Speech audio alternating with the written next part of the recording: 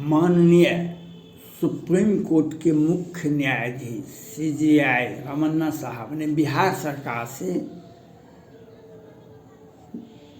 Report मांगी है।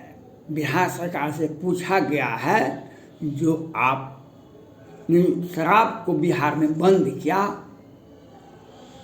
किस कारण से, क्यों, और आपका सोच क्या था। बिहार सरकार ने, और इन्हें यह आदेश दिया गया है, बिहार सरकार से पूछा गया है सुप्रीम कोर्ट के द्वारा 8 तारीख तक, 8 मार्च तक आप रिपोर्ट दें निश्चित रूप से आपने किस सोच के तहत शराब के बारे में आपका क्या सोच है। माननीय सुप्रीम कोर्ट के मुख्य न्यायाधीश CJI रमन्ना साहब, सुप्रीम कोर्ट के वरीय न्यायाधीश चंद्रचूड़ साहब और सुप्रीम कोर्ट के सभी माननीय न्यायाधीश जिसे मेरा अपील है, बिहार सरकार का सोच है, भारत सोचेगा उससे ज़्यादा हम विकास कर लेंगे। भारत सोचेगा उससे ज़्यादा हम विकास, उससे ज़्यादा पहले विकास कर लेंगे। बिहार सरकार का सोच है। अगर बिहार सरकार के से शराब के बारे में सोचना है, आपको निर्णय लेना है, कार्रवाई करनी है, बिहार में कितने थाने हैं पहले ई जमा कर लीजिए, और उस थाने में कितने में शराब है, शराब का केस थाना में दर्ज है, फिर कोर्ट से पूछिए, और फिर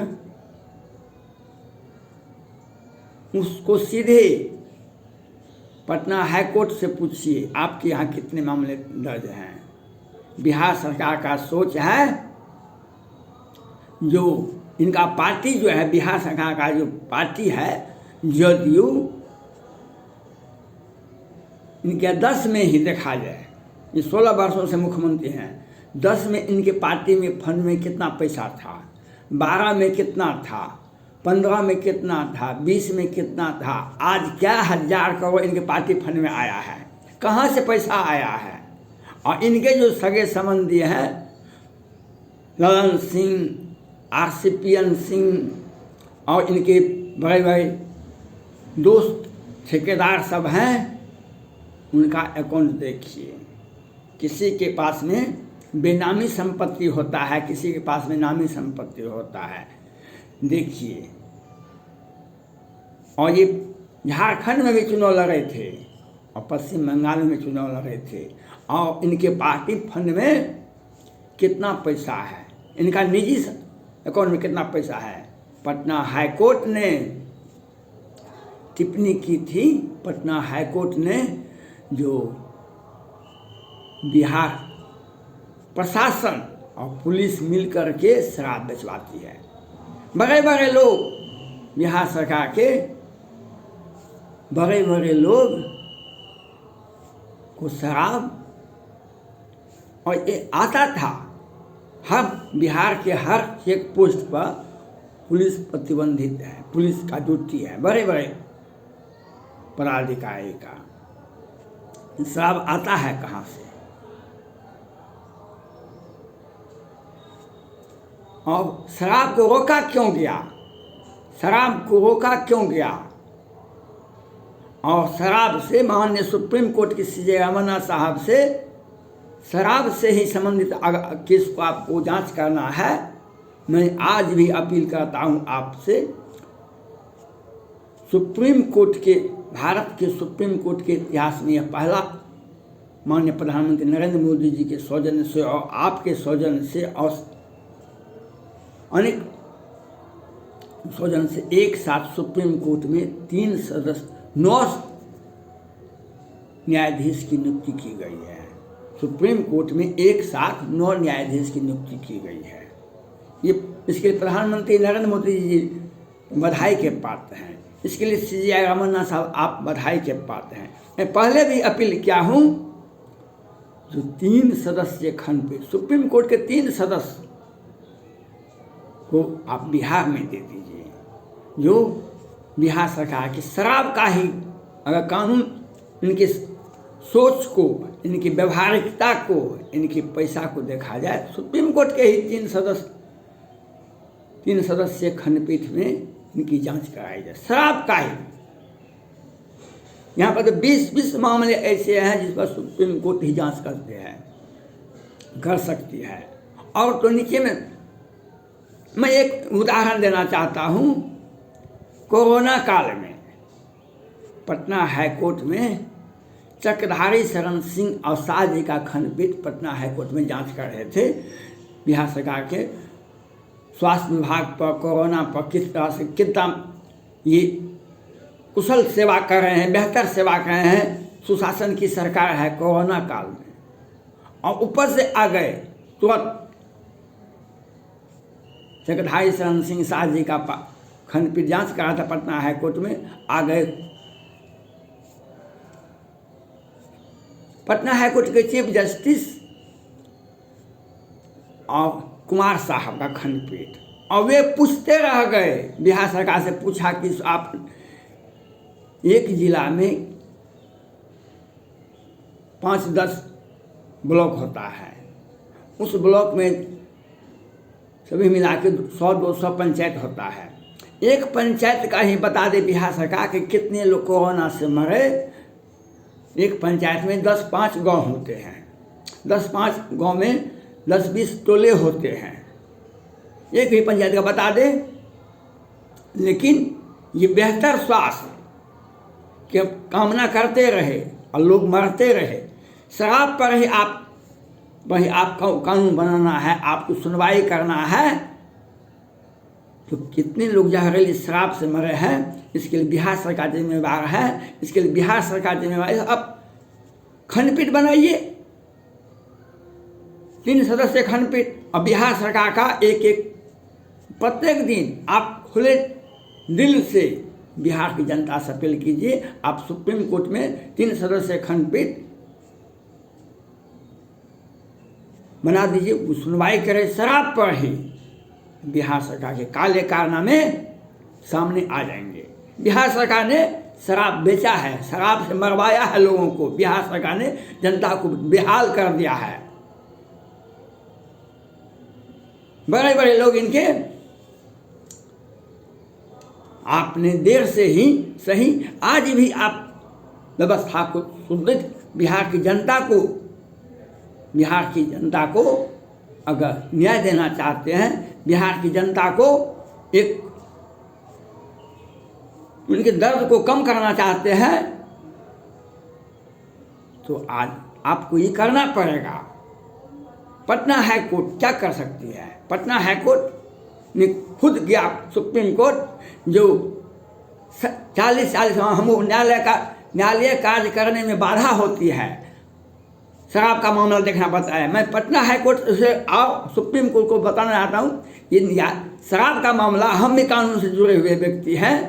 शराब का मामला में आप कहते हैं 30 याचिकाएं पटना हाई कोर्ट में याचिकाएं दाखिल है चुनाव में मतगणना में हेरा फेरी करने का, वह सुनवाई क्यों नहीं हो रही है?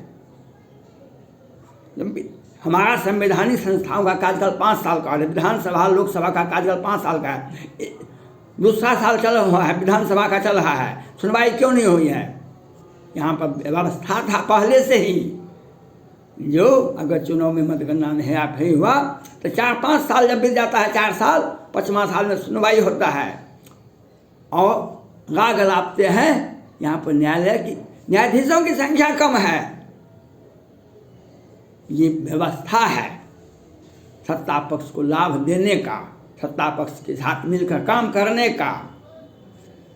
हम सुप्रीम कोर्ट के माननीय मुख्य न्यायाधीश CJ रमन्ना साहब की सोच को, उनके विचार को हम बधाई देना चाहते हैं, उनके स्वागत, उनके निर्णय का हम स्वागत करना चाहते हैं। लेकिन एक अपील करना चाहते हैं, अगर शराब पर बिहार सरकार के निर्णय पर, शराब पर, तो शराब पर 3 तरह से जांच करवाइए। सुप्रीम कोर्ट के 3 सदस्यीय खंडपीठ की अध्यक्षता में CBI जांच करवाइए। CBI को 1 महीने के अंदर बिहार सरकार के काले कारनामे के हर थाना से, हर जिला न्यायालय से शराब का मामला, और किस किस केस में कौन कौन लोग भी हैं, बिहार सरकार की उसमें क्या भूमिका है, सारा पता चल गए।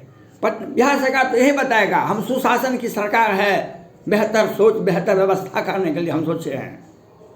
हम जनता की स्वास्थ्य के लिए शराब, आपको शासन करने का है, प्रजातंत्र में शासन करने का, आपको निजी जिंदगी में पति पत्नी सोई रहती है, उस बीच में पुलिस को भेजा जाता है, जाओ देखो शराब का बोतल तो वहाँ नहीं है। बिहार सरकार का नियत और नियम में देख लीजिए। अब बिहार में शराब ही नहीं है। सुप्रीम कोर्ट को अगर सारे न्यायाधीश को लगा दिया जाए तो बिहार सरकार का केस का सुलझा नहीं जा सकता है। 2019 में बालिका गृहकांड मुजफ्फरपुर हुआ था। तत्कालीन सुप्रीम कोर्ट के CJI रमन गोगोई साहब जांच किए थे, जजमेंट आया, देख लीजिए। जजमेंट पर आगे पटना हाई कोर्ट कुछ नहीं कर रही है, जिला न्यायाधीश जजमेंट दिया, उस पर कार्रवाई नहीं हुई। और पुनः बिहार में बालिका गृहकांड पटना गाय घाट हो रहा है, बालिका गृहकांड भागलपुर हो रहा है, बालिका गृहकांड बांका हो रहा है।